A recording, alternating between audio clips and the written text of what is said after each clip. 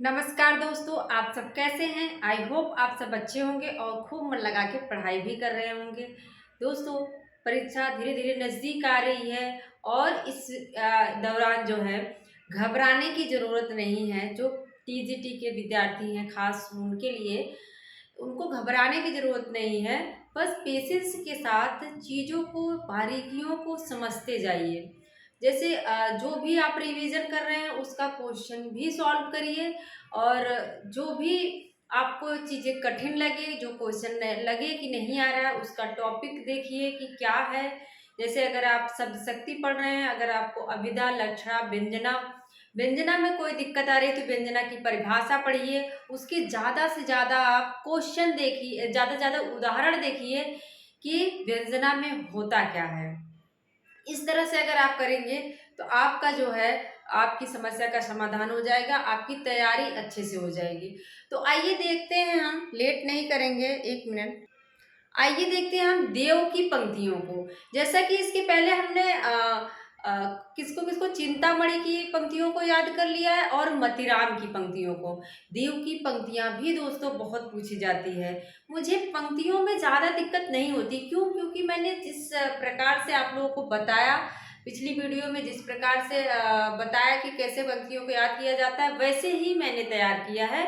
आप सब ऐसे ही तैयार करिए, पंक्तियां तैयार हो जाएंगी, अपने आप समझ आ जाएगा कि किसकी पंक्ति है। तो देव देव का अगर हम थोड़ा सा देख लेते हैं, समय क्या है, तो 1673 क्या है इनका समय जो है। इनका अगर समय पूछे तो क्या है, 1673 है। 1673 इनका समय है। और इनका जो जन्म होता है इटावा में, एक कुसुमपुरा नामक स्थान है। कुसुमपुरा नामक स्थान पे इटावा में इनका जन्म होता है। और इनकी जो सबसे ज्यादा पूछी जाती है कि सबसे ज्यादा आश्रयदाता, सबसे ज्यादा आश्रयदाता किसके थे, तो देव के। याद रखिएगा, सबसे ज्यादा आश्रयदाता क्या है, सबसे ज्यादा आश्रयदाताओं के यहाँ ये रहे हैं। सबसे ज्यादा आश्रयदाता इनके ही थे, आश्रयदाता। ठीक है, इस चीज को आप लोग याद रखिएगा। और देव की रचनाएं भी बहुत पूछी जाती हैं। और एक क्वेश्चन पूछा जाता है कि रीतिकाल में कवि और आचार्य दोनों रूप में कौन प्रसिद्ध है। मतलब एक कवि भी है और आचार्य भी, तो कौन है, देव है। याद रखिएगा, कौन है, देव। कवि और आचार्य दोनों हैं, कवि और आचार्य ये दोनों रूपों में सामने आते हैं। अगर पूछे किसके अनुसार है तो रामचंद्र शुक्ल ने कहा है कि देव जो है कवि और आचार्य दोनों रूपों में हमारे सामने आते हैं। इनकी रचनाएं देख लेते हैं। कुछ रचनाएं हैं जो बहुत इंपॉर्टेंट है। जैसे क्या है, भाव विलास, क्या है, भाव विलास, भवानी, भाव भवानी। जाति विलास भी इनकी रचना है, क्या है, जाति विलास भी है। और रस विलास भी है, क्या है, रस विलास। विलास आगे जोड़ लीजिएगा, मैं बस वैसे लिख रही हूँ। इनकी क्या है, रस विलास भी है, वृक्ष विलास भी है, पावस भी है। याद रखिएगा, वृक्ष विलास भी है, पावस भी है। दोस्तों, इनकी रचनाओं की ट्रिक हमने बताई हुई है, आप लोग वीडियोस में जाके देख सकते हैं। देव की रचनाओं को हमने बहुत ही आसान तरीके से याद करवा दिया है। तो दोस्तों आइए और जो रचनाएं हैं देख लेते हैं थोड़ा सा उसको भी। क्या है, शब्द रसायन, क्या है, शब्द रसायन। इसको याद रखिएगा, पूछ सकता है, शब्द रसायन। और एक रचना है देवचरित, क्या है, देवचरित है। अब देखो, नाम से लग रहा होगा कि इसमें देव का चरित्र है ना, लेकिन ऐसा नहीं है। देव मतलब इसमें कृष्ण का चरित्र वर्णित है। किसका, कृष्ण का चरित्र वर्णित है। पूछा गया क्वेश्चन है कि देव चरित्र में किसका वर्णन मिलता है, तो कृष्ण का वर्णन मिलता है, ना कि देव का वर्णन मिलता है। इस चीज को याद रखिएगा। देवचरित हो गया, शब्द रसायन हो गया। इसके बाद जो है अष्टयाम भी इनकी रचना है।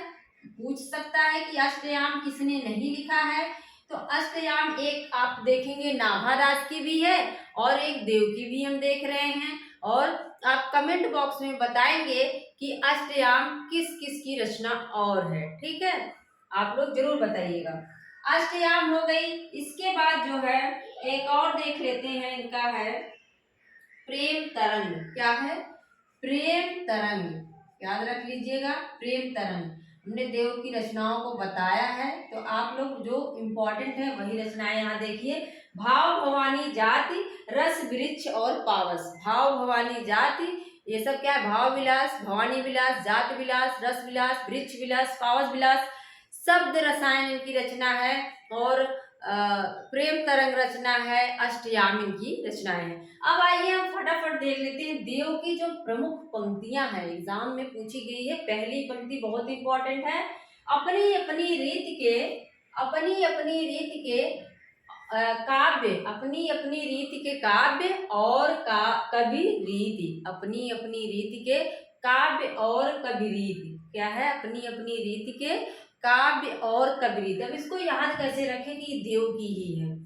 देखिए, अपनी अपनी से समझ लीजिए कि अपने अपने क्या होते हैं? देव होते हैं ना सबके। कोई कृष्ण को मानता है, कोई राम को मानता है, कोई शिव को मानता है, सबके अपने अपने क्या हैं? देव हैं। ऐसे याद कर लो, सबके अपने अपने क्या हैं? अपने अपने देव तो हैं, देवता हैं सबके सबके। तो देवता हैं, देवता से याद कर लो, देव की पंक्तियां हैं। ठीक है। मद्राम का हमने मति से बताया था, स्त्री से बताया था, चिंता से हमने चिंतामणि का चिंता से बताया है। देव को हम देवता बना के याद करेंगे। तो अपने अपने क्या होते हैं? सबके अपने अपने देव होते हैं, अपने अपने देवता होते हैं।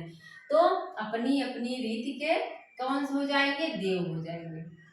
आगे है भाषा प्राकृत संस्कृत देखि महाकवि पंथ। अब देखो, देववाणी किसको कहा जाता है? संस्कृत को। देववाणी किसे कहा जाता है? संस्कृत को। तो संस्कृत शब्द आ गया, संस्कृत देववाणी है, तो किसकी ये पंक्ति हो जाएगी? देव की हो जाएगी। किसकी हो जाएगी? देव की हो जाएगी, क्योंकि ये देववाणी है। देववाणी क्या है? संस्कृत है। अब आपको कोई ऐसी लाइन दिखे जिसमें प्राकृत और संस्कृत साथ में हो, प्राकृत और संस्कृत साथ में हो, तो तुरंत याद कर लेना है कि जो है देववाणी क्या है? संस्कृत है। देववाणी क्या है? संस्कृत है। और प्राकृत भी साथ में याद रखिएगा, ताकि आपका क्वेश्चन गलत ना हो। प्राकृत और संस्कृत। इसके बाद जो मोस्ट इम्पॉर्टेंट है वो आप पंक्ति देखिए, अभिधा उत्तम काव्य है। कभी कभी हमें लगता है ये तो इजी है, हम कर ले जाएंगे, लेकिन जब एग्जाम में आता है दोस्तों, हमारा दिमाग घूम जाता है। इजी क्वेश्चन ही ज्यादा गलत होता है। कोई कितना भी पढ़ के जाए, कोई कितना भी अच्छे से गहन अध्ययन कर ले, लेकिन उसका एक या दो क्वेश्चन इजी वाला गलत होना ही है। तो आप लोग थोड़ा सा सतर्क रहिए, इजी वाले क्वेश्चन पे और ध्यान दिया करिए। तो क्या है इनका? अभिधा उत्तम काव्य है, मध्य लक्षणाहीन। क्या है? अभिधा उत्तम काव्य है, मध्य लक्षणाहीन, अधम व्यंजना रस विरस, उल्टी कहत नवीन। अधम व्यंजना रस विरस, इनका कहना है कि अभिधा जो है, शब्द शक्ति की बात कर रहे हैं, जो अभिधा है वो क्या है? उत्तम है। और मध्य लक्षणा लीन, और जो लक्षणा है वो उसको मध्यम श्रेणी में रखते हैं। व्यंजना को ये क्या करते हैं? अधम मानते हैं, मतलब उसको कम महत्व देते हैं, बहुत ही कम, अधम मानते हैं। उल्टी कहत नवीन। अब इसको याद कैसे रखें? अभिधा हमने याद कर लिया था, अभिधा उत्तम काव्य है। उत्तम कौन होता है? उत्तम कौन होता है? हमारे देवता उत्तम होते हैं। सर्वोपरि पे स्थान पे कौन होता है? हमारे देवता होते हैं। तो अगर दिखे अभिधा उत्तम काव्य है, तो तुरंत याद आ जाना चाहिए उत्तम कौन होता है? देवता होते हैं। हमारे जो देव आराध्य होते हैं वो क्या होते हैं? उत्तम होते हैं। तो उत्तम से याद कर लेना, उत्तम कौन होगा? हमारे देव होंगे। तो देव की पंक्तियां हैं। और उल्टी कहत नवीन, और देवताओं को देखते होंगे कि नवीन जो है नए नए रूप धारण करते हैं। जो विष्णु जी हैं वो जो है पहले राम का अवतार लेते हैं, फिर कृष्ण का अवतार लेते हैं, और कलयुग में भी उनका अवतार ऐसा माना जाता है कि होगा। तो इस तरह से मैंने याद कर लिया, जो देव हैं, देवता जो हैं, नवीन नवीन नए नए रूप धारण करते हैं। दो चीजों से आप लिंक कर लीजिए। उत्तम से एक याद कर लीजिए, उत्तम कौन होता है? देवता होते हैं, देव होते हैं। और उल्टी कहत नवीन, नवीन जो है वो देव जो है होते हैं, देवता लोग क्या होते हैं, नवीन नवीन रूप धारण करते हैं। अब देखो ये भी इम्पोर्टेंट है, शासन ही में समीर गयो और आंसू ही सब नीर गयो ढरी। फिर से देखो, शासन ही में समीर गयो और आंसू ही सब नीर गयो ढरी। शासन ही में समीर, अब यहाँ से पकड़ो इस शब्द को, शासन ही में समीर मतलब सांसों में, सांस अगर आपकी रुक जाए तो उसको फिर से सांस कौन देता है, देवता ही देते हैं ना, भगवान जिसको हम लोग कहेंगे भगवान। तो अगर हमारी सांसें रुक जाए तो हम सबसे पहले मंदिर में जाके पूजा करते हैं। कोई परेशान दुखी है तो क्या करते हैं, मंदिर में जाके पूजा करते हैं, देवता की आराधना करते हैं, तब क्या होता है, हम ठीक हो जाते हैं, ऐसा है माना जाता है। तो शासन ही में समीर, सांसों में समीर मतलब हवा आने लगती है कब, जब कोई देवता हमारा जो है प्रसन्न हो जाता है। क्या है, जब कोई देवता प्रसन्न हो जाए तो हमारी जो अटकी हुई सांसें हैं, शासन ही में समीर वो चलने लगती हैं। क्या होता है, शासन ही में समीर, जो सांसों का सांस है वो समीर की तरह चलने लगती है जब हमारा देवता प्रसन्न हो जाता है।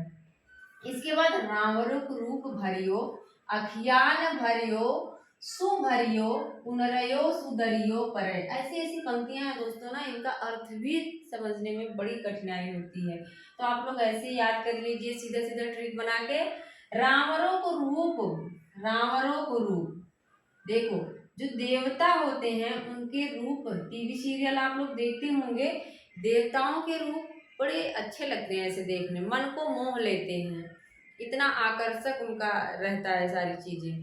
तो देवता क्या होते हैं, रावणों को रूप होते हैं, रावणों, रूप कैसा है उनका, रावणों की तरह है ना, रावणों, रावणों को रूप भरियो अखियान, हम उस उनका जो रूप है अपनी आंखों में भर लेते हैं। जब देखो मंदिर में जाओ तो देवता के सामने से जो भी जिसकी भी पूजा कर रहे हैं उसके सामने से जैसे आंखें ही नहीं हटती हैं, उनका रूप इतना अच्छा लगता है, इतना आकर्षित लगता है। तो वही से हमारी ट्रिक है, रावणों रूप की भरियो अखियान, मतलब वो जो देवता है उनका रूप इतना अच्छा लग रहा है कि हम आंखों में ही भर ले रहे हैं, हमारी आंखें नहीं हट रही, किसके लिए, देवता के लिए। रावणों को रूप बोलना नहीं चाहिए आप लोग को। बड़े बड़े नैनन ही सो, बड़े बड़े नैनन सो आंसू भरी भरी ढरी, गोरो गोरो मुख आज ओरो सो बिलानो जात। क्या है, बड़े बड़े नैनन सो आंसू भरी भरी ढरी, गोरो गोरो मुख आज औरों से बिलानो जात। बड़े बड़े नैनन को उठाओ, देखो अभी किसी की भी मूर्ति देख लो या आप कोई सीरियल टीवी देख रहे हो उसमें देवता दिख रहे हैं तो उनकी आंखें कैसे हैं, बहुत बड़ी बड़ी आंखें दिखाई जाती हैं, मतलब सुंदर आकर्षित करने वाले। राम की आंखें देखो कितनी अच्छे से दिखती हैं, कृष्ण की आंखें बचपन में भी कितनी प्यारी लगती है। तो बड़े बड़े नयन किसके दिखते हैं, देवताओं के दिखाई देते हैं, तो देव की पंक्तियां हो जाएंगी। बड़े बड़े नयन और गोरे गोरे मुख किसके दिखाई देते हैं, देवता के ही। हालांकि जो है राम का रूप सांवला है, कृष्ण का भी सांवला है, लेकिन जब आप टीवी में देखेंगे या कोई भी सीरियल देख रहे हैं तो उसमें कैसा रूप, बड़ा गोरा गोरा, बड़ा अच्छा दिखाई देता है ना, बहुत अच्छा लगता है, मन को आकर्षित कर लेता है। तो बड़े बड़े नयन किसके दिखाई देते हैं, देवता के, और गोरे गोरे मुख भी किसके हैं, देवता के। तो आप लोगों को याद हो जानी चाहिए दोस्तों, मैं बहुत ही मेहनत से सारे ट्रिकें बनाती हूँ, और थोड़ा सा चैनल को शेयर भी कर दिया करिए, और नए हैं तो सब्सक्राइब कर लिया करिए। अच्छा लगता है देख के, मोटिवेशन मिलता है कि हाँ मेरे पढ़ाने का तरीका आप लोगों को पसंद आ रहा है। एक बार फटाफट फिर से देख लो, देवता है, देव है, अपनी अपनी रीति के काव्य और कविरीत, देवताओं अपने अपने सबके क्या होते हैं, देवता होते हैं, तो देव की पंक्तियां हैं। और देववाणी क्या है, संस्कृत है, तो जहाँ पे आपको भाषा प्राकृत संस्कृत दिखे वो देव देव मार देना है, देव की पंक्ति है। और उत्तम कौन होता है, अभिधा उत्तम काव्य है, उत्तम कौन होता है, हमारे देवता होते हैं, सर्वोत्तम होते हैं। और मध्य लक्षणाहीन अधम व्यंजना रस विरस उल्टी कहत नवीन, और नवीन देवता जो है नवीन नवीन रूप धारण करते हैं। इसके बाद है देव की शासन ही में समीर गयो। समीर, सांसों में समीर चलने लगती है, किसकी कृपा से? देव की कृपा से, देवता की कृपा से सांसों में समीर चलने लगती है। रावणो रूप भरियो आखियान, जब हम मंदिर में जाते हैं तो देवता के रूप को देखकर आंखों में भर लेते हैं, आकर्षित हो जाते हैं। इसके बाद बड़े बड़े नयन किसके होते हैं? देवताओं के होते हैं, देव के होते हैं। और गोरे गोरे मुख किसके होते हैं? देवता के ही होते हैं, देव की ही होते हैं। तो हमारी क्लास आप लोगों को कैसी लगी आप सब जरूर बताइएगा। हम आपको ऐसे ही वीडियो देते रहेंगे और मिलते हैं अगले वीडियो में। थैंक यू, धन्यवाद।